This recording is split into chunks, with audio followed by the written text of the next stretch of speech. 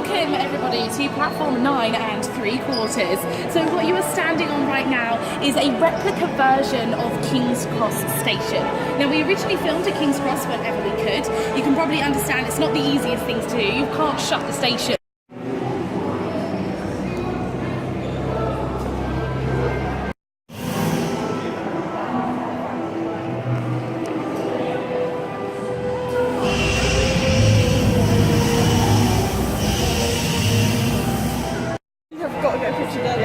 Yes, we are doing it.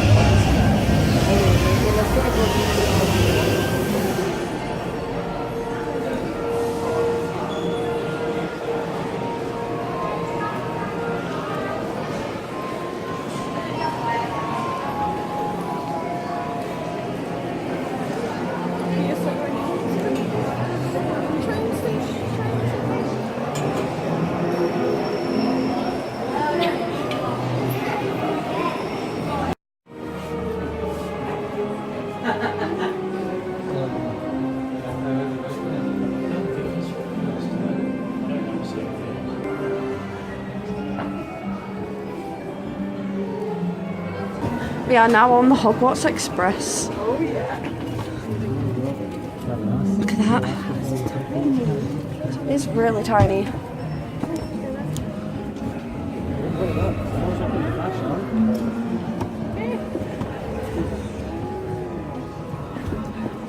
It's too bad the doors were open. Oh, I forgot the pictures. Someone show up it. I'll quickly run back. Okay. That's okay. Someone has decided that someone's. Oh wow.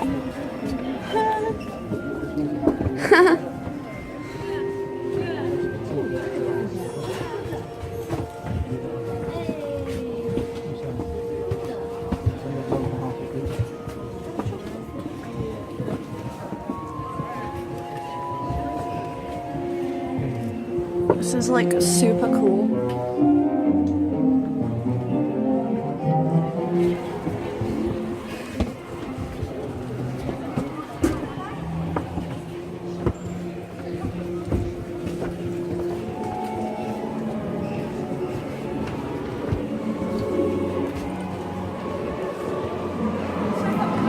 Here counts as what a graphics is, goodness knows what that boils down to, but it includes everything: newspapers, books, wills, owl examination papers, you name it.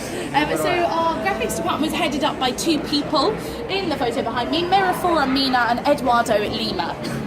So they did all of the items, you see them? They say Mina Lima in the middle of the dragon. They are literally kind of advertising themselves within their products for the films, which is really sweet. Now we're going to see a few more of these later on when we get to the actual set. Butterbeer! Butterbeer! So we have the night bus behind us again. Sorry, I will get out of your photos. So our night bus here is actually made from real London buses, and then we've simply got a second London bus to chop up and make it into the third level that goes on the water. It gets quite complicated to film on location. Obviously you have to make sure everything is with you for that day. Everyone that you might need has to come with you too, and obviously you have limited hours that you can film there as well, because so they thought it would be much easier to actually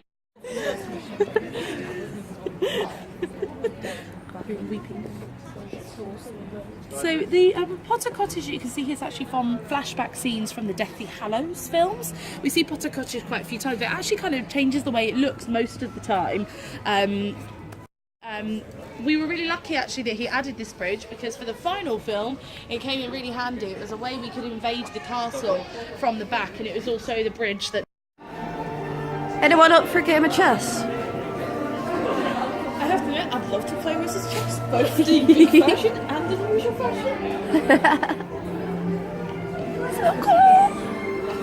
And just the last thing, front and just to the side of us here, our goblins from Gringotts here are just the background versions of these. These are the ones that are just sitting there stamping away and filling in the background while we're watching in the back. So it takes about 5 weeks to make one of these masks. They start off as a kind of pale yellow colour, and then they have to hand paint them to get them up to the flesh colour that you see here. Everything on them, like the hair, is all hand punched in one by one. For example, it takes about a day to do the eyebrows on the mask like this. Now, as I said, this is for the background characters. If you smile or Fox.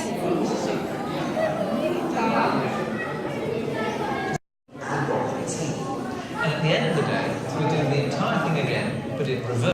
Items. So live casts are sometimes used in films for when your character is quite still, has to be carried, is cursed or died, several reasons that we use them. Now Harry Potter's one, just next to us here, was used for the last Harry Potter film. He is carried into the castle by Hagrid. It's much easier to do this take over and over again with a fake version of Daniel Radcliffe than the real version.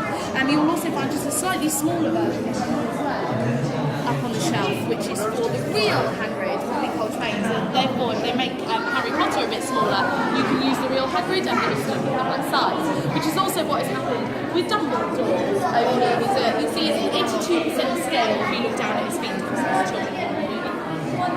So he actually was supposed to be used for. So this Dobby here is from the Deathly Hallows Part 1. And it's the only full-size Dobby that we actually ever made. Previous to this, because Dobby was computerised, they decided they didn't need to make a full maquette of him. Actors, so they would have something to look at, and then later on, they would computerise Dobby. So this Dobby was made for the scene on the beach at the end of the Deathly Hallows.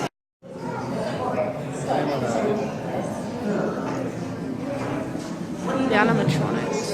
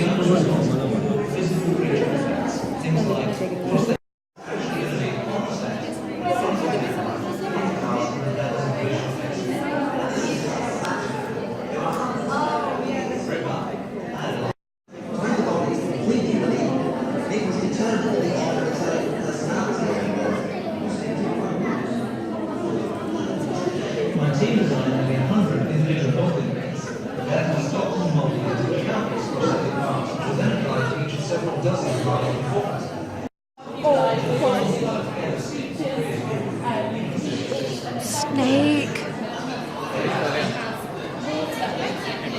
God. Mad-Eye Moody stuff. I know. It's the basilisk. Devil snare. Devil snare.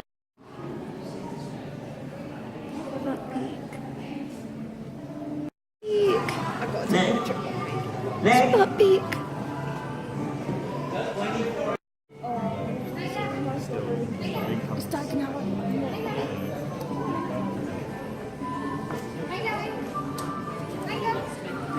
So welcome to Diagon Alley, guys. We are on the version of Diagon Alley of the Half-Blood Prince. Лена, Эми, Алина, стойте ровно, чтобы мы могли в любой момент вас Occasionally on Diagon Alley is they Давайте, have one давайте. taken away. Actually, at one point, Gringotts moved ends as well. So the way it's set up right now is for the 5th Harry Potter film. Now, Gringotts.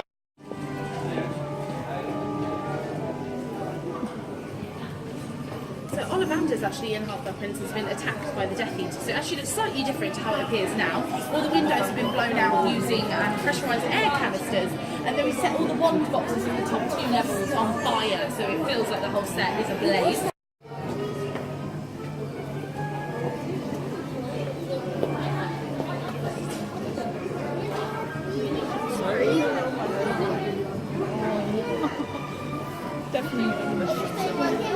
Ну, это вот эти конфеты, помнишь?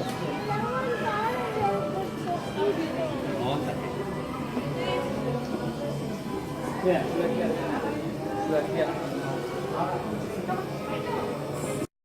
Victorian was kind of the style they went for the street. So it's actually quite dreary, quite dark. There wasn't a lot of bright colours in the Victorian times. So our shop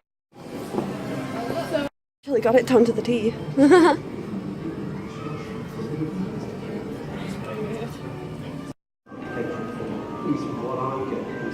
Files upon files upon files. Okay, so probably the most important room in the entire filmmaking process relies on the art department to make our movies. And buildings, he has a background in architecture, so he's perfect for that kind of thing. Now, some of these pictures you'll see aren't the final versions of things that came into the film. There are a few designed before, or it's something that actually didn't make it into the film at all. For example, on Adam Brockbank's work here, the Fawkes, the Phoenix here, is not the same one that we've just seen. He's a slightly earlier design version of it, so he would have had a few more design changes before we got to the end. What we need to film or create is the different models. So the first one's pretty cool. It's the entire Hogwarts castle from the last film. The reason it's from the last film is they added a bridge. They had no bridge to invade the castle from the front, so they had to make their model all over again just to add the bridge from the front there. A bit further up you have Dumbledore's office as well, which you've already seen earlier on, and here's the full size, full office you can see there.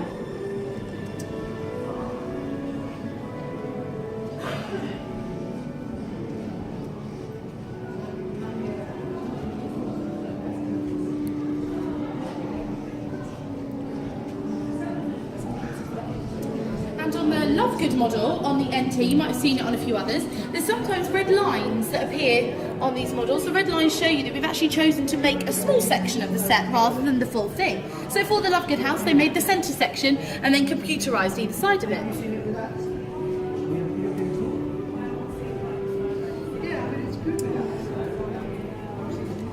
So over the years, there was a few.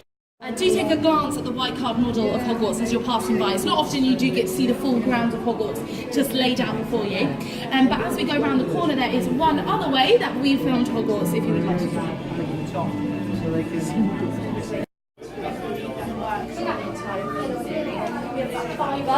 Names written on the ends of the boxes as a big thank you to everybody. So literally whether you are the costume designer, Harry Potter yourself, the head of the art department, your name is So we are now currently getting our meal, and oh my god, it's been so amazing.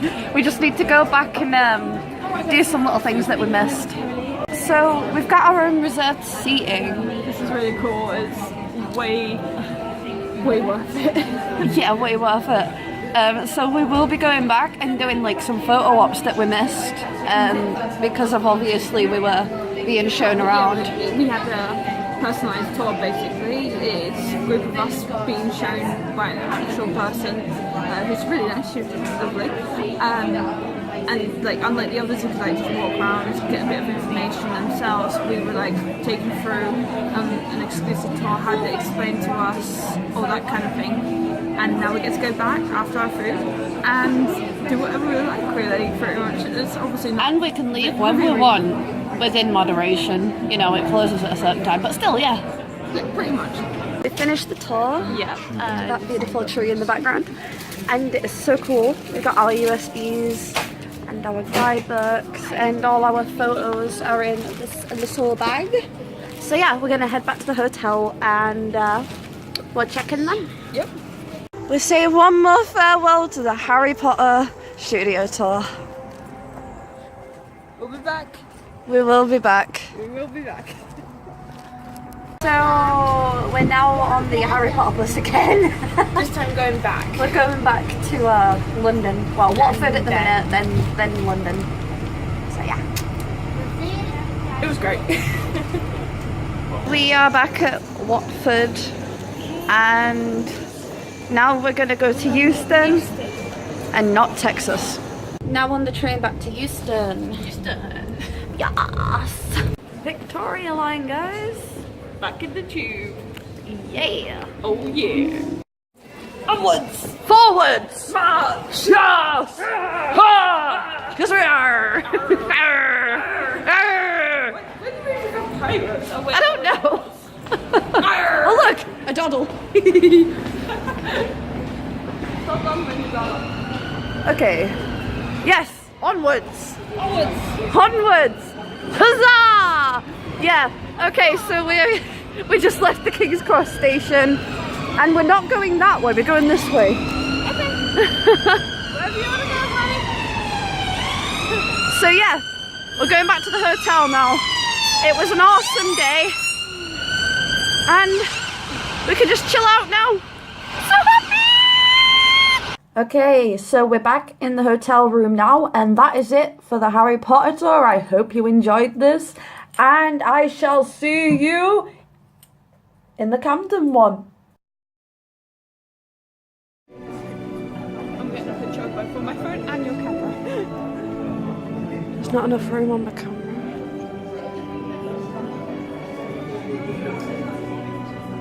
Oh wow. I'm gonna get one on the camera. Just so you got it.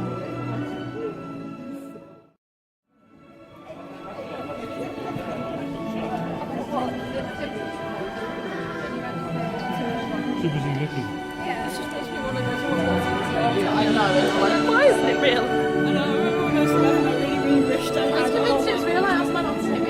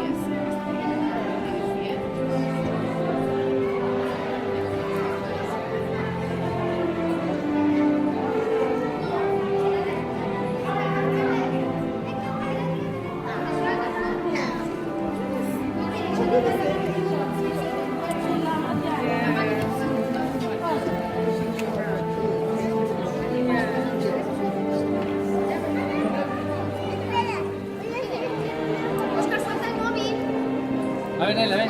Ah, que te lo fui a Castillo solo.